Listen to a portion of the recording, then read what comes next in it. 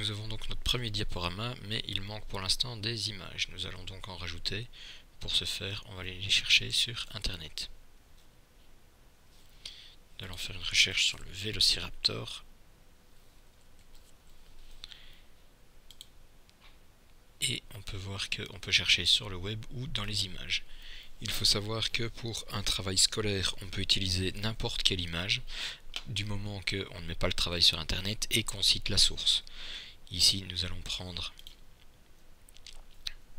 ce Vélociraptor-ci. Alors, pour insérer l'image dedans, il ne faut pas le glisser-déplacer, il ne faut pas faire un copier-coller de l'image. On va afficher l'image et on va enregistrer l'image avec un clic droit. Enregistrer l'image sous, dans un dossier qu'on retrouvera après. Ceci nous permet d'avoir l'image sur le disque dur. Et on va mettre l'adresse de la page. J'ai dit qu'il fallait retenir la source, donc on va mettre l'adresse où on a trouvé cette page-là. Ce n'est pas le lien ici au-dessus, puisque celui-ci c'est l'adresse que notre moteur de recherche nous a trouvé, mais on fait consulter la page. En consultant la page, on peut voir que c'est ceci l'adresse maintenant. On peut faire un copier-coller.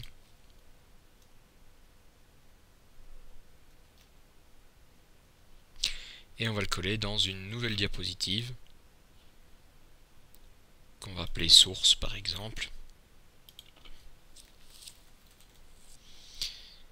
Et on peut venir mettre notre lien ici. Alors, il est un peu grand. On n'a pas besoin d'aussi grand puisqu'on ne va pas l'afficher pour les gens, mais on veut juste l'avoir pour voir s'y référer plus tard. Et en appuyant sur la barre d'espace après le lien, c'est transformé en hyperlien, c'est-à-dire qu'il deviendra cliquable. Nous pouvons donc maintenant insérer notre image. Je retourne sur ma première diapositive. Et on peut utiliser la barre d'outils de dessin ici en dessous pour insérer une image à partir d'un fichier. C'est le petit carré, le petit rond et le petit triangle ici en dessous. On reprend notre image et on peut constater qu'elle est beaucoup trop grande, elle masque le texte. Alors, on ne change pas la taille en prenant par un côté tout seul, sinon on la déforme, que ce soit par le côté bas, gauche, haut, droite, c'est toujours la même chose. Si on essaye de le faire à la main, on peut être sûr que les proportions ne seront pas gardées de toute façon. Donc la bonne solution, c'est d'appuyer sur la touche majuscule pendant qu'on redimensionne et les proportions sont gardées. Nous voici donc avec notre meilleure image et on a le lien. Alors j'ai dit que c'était pour un travail pour l'école hors internet où on pouvait prendre n'importe quelle image. Pour n'importe quelle autre présentation, on est obligé de prendre une image libre d'utilisation.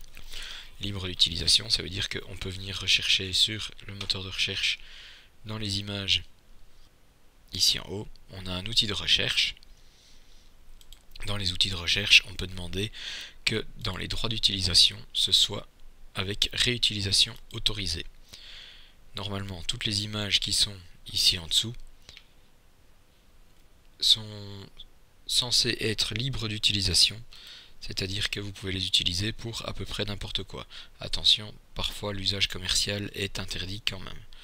Donc le principe reste le même. Il n'y a pas que les moteurs de recherche, on peut aussi venir le chercher sur Wikimedia Commons. Wikimedia Commons est un sous-projet de Wikipédia, et c'est ici dessus qu'ils stockent toutes leurs images, tous leurs sons et toutes leurs vidéos. Toutes les vidéos qui viennent ici sont obligatoirement libres d'utilisation.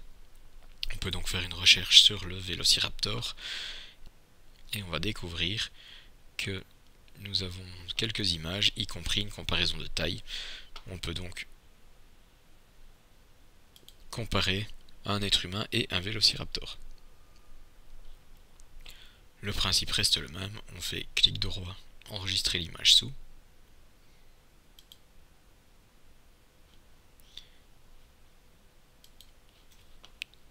Et on garde l'adresse du lien qu'on vient copier-coller. On vient donc dans nos sources je refais espace pour le retransformer en hyperlien et on peut continuer. Un autre site possible est compfight, compfight.com, où on peut faire une recherche sur le Vélociraptor. Cette recherche nous permet d'avoir un ensemble d'images. Il faut savoir que les images ici au-dessus, les deux premières lignes en règle générale, sont des images de publicité, donc il faut payer pour les avoir. Pas forcément cher, mais il faut payer.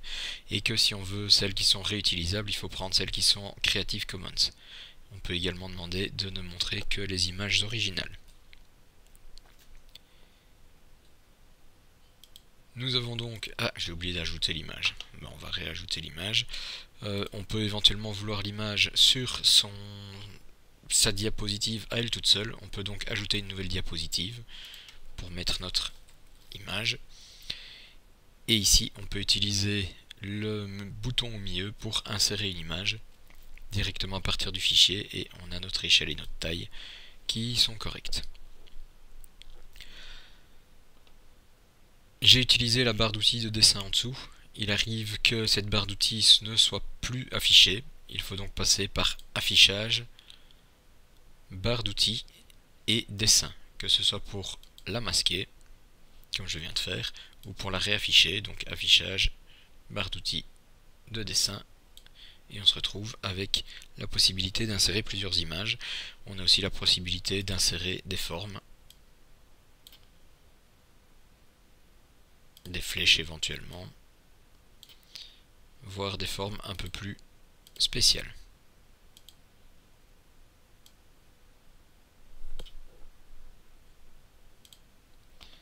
N'oubliez pas de sauver régulièrement.